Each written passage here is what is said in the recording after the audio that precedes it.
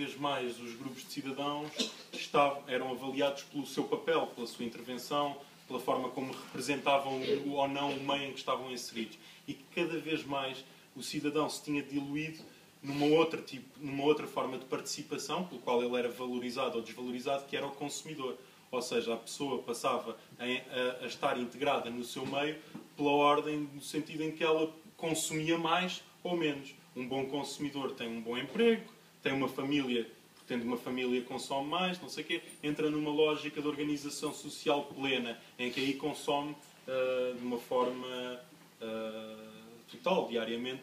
Hoje em dia, eu lembro-me que uma das primeiras conversas que eu tive com o Miguel era essa, que hoje em dia já começa a haver grupos que se manifestam numa lógica tão simples como esta. Eles sabem que o voto vale menos do que a compra. Então, se eles querem bloquear uma coisa, eles organizam-se em grupo e estabelecem coisas do género, não compram determinadas marcas para bloquear. E percebem que este poder de definir o que é que vende mais, o que é que vende menos, influencia muito mais a sociedade, porque hoje em dia tudo é baseado numa lógica economicista, de lucro e tal. Em relação à questão do protagonismo,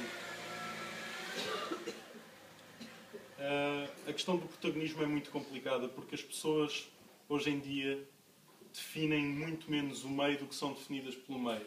E há uma das linguagens mais poderosas, e eu acho que era interessante falar sobre isso, que é, a partir de uma determinada altura, e isto é muito engraçado, porque em Portugal muitas das pessoas que ajudaram a desenvolver esta linguagem eram poetas. O Pessoa, o O'Neill, o António Osório, o marketing em Portugal. Foi uma linguagem que nos primórdios contou com... Eles perceberam, estes gajos topam ali das palavras, deixa-me ir buscar ali uma equação aos gajos. E iam buscá-los. Mas a verdade é que o marketing acabou por se impor com uma linguagem quase ditatorial. Pensar que uma coisa tão simples como o iPhone se chama iPhone, estes termos do o eu começar a surgir, esta lógica de uma espécie de uma emancipação parola. Já não é direitos, é uma espécie de tudo disponível por um clique, e isso reforça o eu de alguma maneira. E depois vemos o shampoo da mulher, eu mereço. Porque eu mereço? Porque se eu não gostar de mim, quem gostará? E esta lógica não tem mal se disserem, pois, se tu não gostares de ti, não é? Quer dizer, mas às tantas do se eu não gostar de mim, se eu não gostar de mim, subverte-no, passa a ser o princípio do espera lá, antes tu, hoje em dia nós já vemos, porque eu sou um gajo muito frontal, pá, e se tu não gostas de mim, pá, porque eu sei, pá, eu tenho a minha opinião sobre mim, e as pessoas quase que existem numa lógica da pessoa que impõe uma imagem sobre si e depois esmaga aos outros, e temos aquelas malucas que vão para a televisão e malucos dizer, opá, não, tu, e passa tudo à folha. E eu gostava de fazer uma pergunta que é,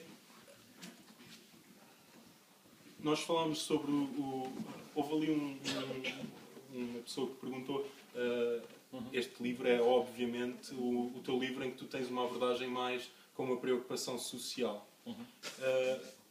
Os outros, eu acho até que tu eras dos poetas que criam uma linguagem ultra pessoal e em que, de alguma maneira, atingiste aquilo que muitos poetas consideraram, por exemplo, em Espanha, como essencial, que é, ao contrário daquelas conversas parolas sobre a poesia da experiência, a poesia da experiência não tem nada a ver com uma criação de uma realidade. Eu não sei se alguém aí esteja ligado nessas conversas, mas o que interessa é que a poesia da experiência partia de pessoas que, num período já muito difícil social, era às vezes difícil encontrar uma personalidade. Então os poetas, a poesia da experiência tinha a ver com a forma como eles viviam o mundo e tornar essa vivência clara para eles próprios se definirem e se encontrarem. Mas uma coisa que para quem definiu tão claramente uma linguagem que a tua é e que está na senda de outros poetas portugueses que claramente são identificáveis quase de chapa, um gajo lê um poema e percebe quem é o poeta, esta forma como de repente esta linguagem do marketing, que é uma linguagem que usa as mesmas palavras da poesia, mas parece existir numa outra relação completamente diferente, tu sentes que há uma espécie de conflito hoje entre aquilo que é uma linguagem que toda a gente entende e uma linguagem que cada vez menos pessoas parecem entender? Com a maioria das pessoas, por exemplo, lirismo é preciso ter cuidado quando se fala poesia, não é lirismo. O lirismo é um componente da poesia e muitas pessoas dizem, mesmo quase para ofender o poeta, isso são os líricos, que é uma ideia que são uns tipos que andam a ver as flores. A pergunta era essa, é se, na forma como tu defines a tua linguagem, tu sentes hoje uma espécie de barreira contra aquilo que é a linguagem que a maioria que é oferecida constantemente? Eu acho que é capaz de existir isso, mas isso eu acho que existiu sempre. Acho que a poesia, a escrita poética, passa sempre por resgatar o discurso, a expressão, a palavra, do seu uso mais espancado que há, que sempre houve. Não sei, sempre me pareceu existir essa ambição, até quando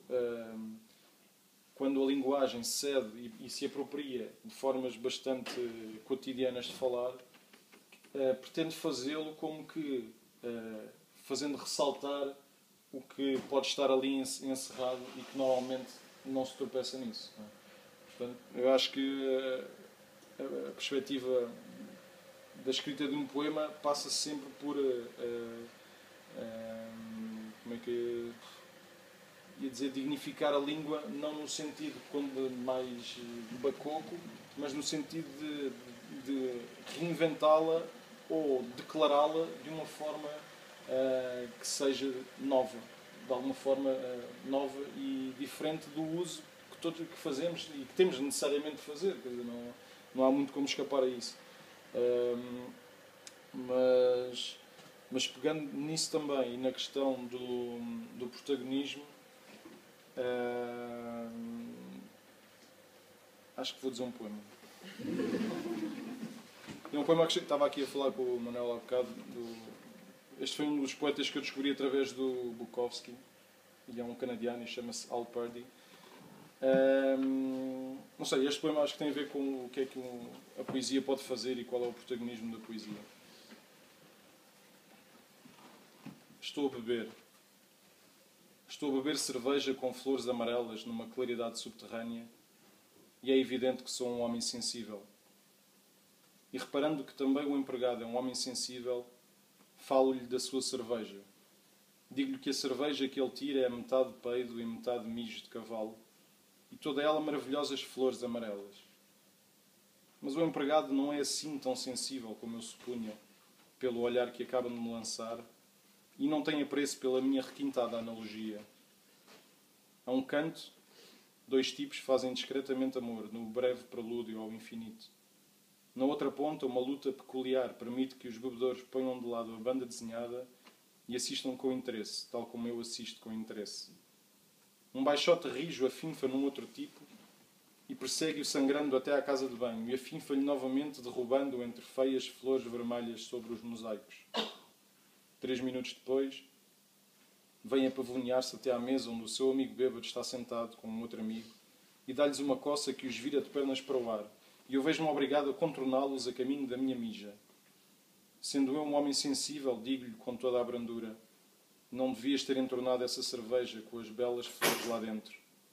Ao que ele me diz: anda lá, e eu vou lá, como um coelho fraco de rins, diria eu, como uma faixa amarela a investir, com força floral, suponho eu, e dou-lhe uma sova e sento-me em cima dele, o tipo é pequeno, e digo em tom de censura: desta vez a violência não vai resultar, companheiro. Olha bem para mim, sou um homem sensível, e acreditarias que escrevo poemas?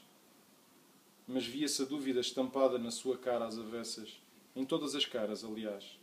Que tipo de poemas? Poemas florais. Diz-nos lá então um poema. Desmontei com relutância de cima do pequenote, pois ele estava confortável, e disse-lhes um poema. Rodearam-me todos de lágrimas nos olhos, e eu torci as mãos procurando os bolsos aos apalpões, pois aquele foi um momento comovente para a literatura, e levado pelo efeito comprovável da grande arte e da fraternidade entre as pessoas, observei. Este poema deveria valer uma cerveja. Tratou-se de um erro de terminologia, pois o silêncio abateu-se, e dei por mim esclarecido ali na taberna que os poemas jamais pagarão cervejas ou flores, ou seja lá que merda for. e fiquei triste, pois sou um homem sensível.